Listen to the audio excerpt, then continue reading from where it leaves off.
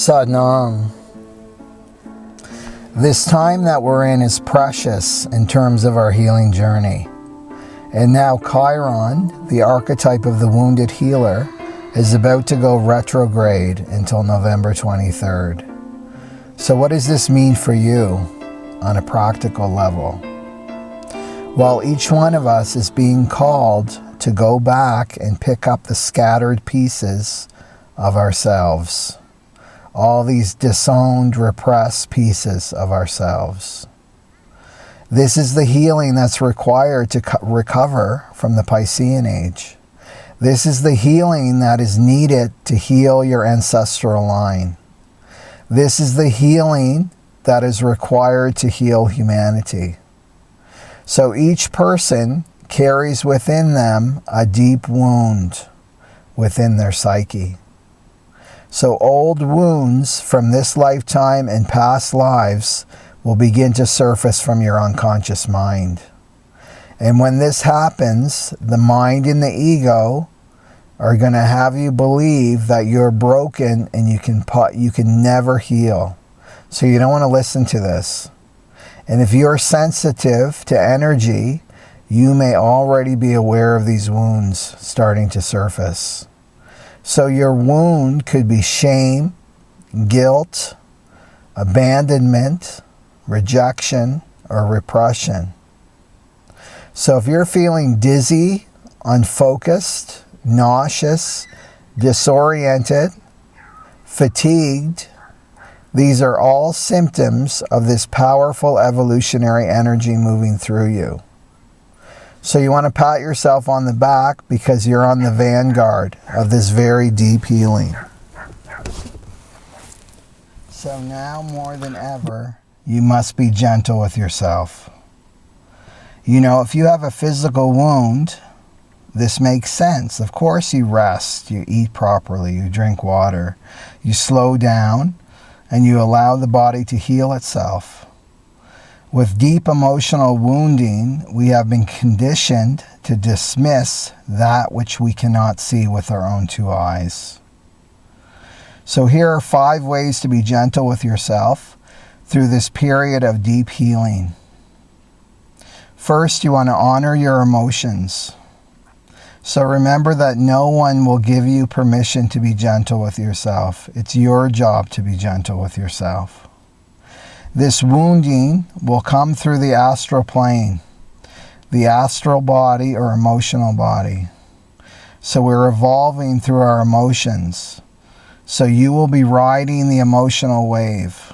Emotions are watery in nature and there's an ebb and flow.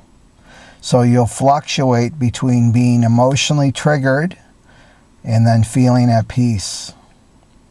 So feeling contracted to feeling expanded.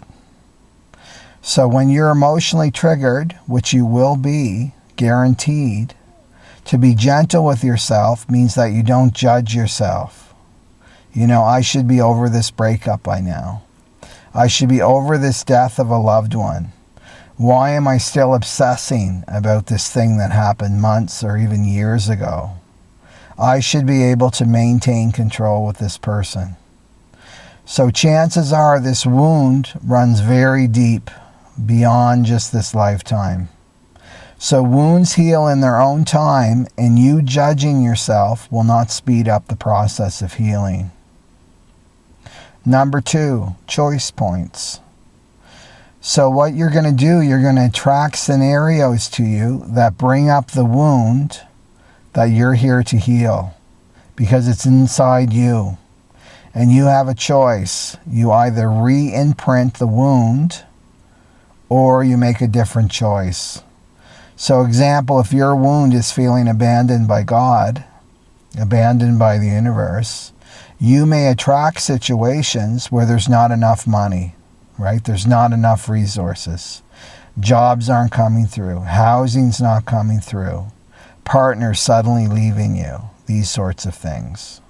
And it's all coming up for one reason and one reason only. And this is to heal this wound in this lifetime. So you make different choices. You feel the fear, the terror, and you make different choices. And this will give you the experience of God and me and God are one. So you must remind yourself when this happens in a very gentle way that you're in a different lifetime now. And you're choosing to trust. You're choosing to love. And you're choosing that you're healing and all is okay. Taking care of the physical. So to be gentle with yourself is to treat yourself with tenderness.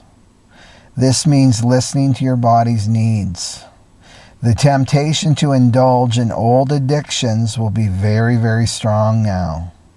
So whether that's alcohol, drugs, cigarettes, shopping, food, movies, internet, sex, workaholism, or any other distractions, when these cravings begin to surface, ask your body first what it really needs. And the answer may be as simple as a nap. It may be to stay home from work one day, just to have a self-care day. To go for a walk out in nature, to eat a healthy meal, to buy flowers, to bring more beauty into your life, drink more water, those sorts of things. So, and also be aware of what you want from other people, what you're complaining about. Why doesn't my partner give me this? Why doesn't this person give me that? Because you're to give that to yourself. So be aware of the tape loop that's going on in your head. Okay, letting go. So you're letting go and you're throwing off that which does not serve the evolution of your soul. And sometimes the ego's version of letting go is to get out the hatchet and sever the ties, right, with one fell swoop. This means making that other person wrong. Making that job wrong, making that scenario wrong. They abused me. I'm the victim here. The thinking behind this is if I make the scenario wrong, that person wrong, it's much easier to detach, to separate from it and move on. Right? It makes sense logically. But energetically, this will not work, for the ego cannot heal. Right? The ego can't heal you.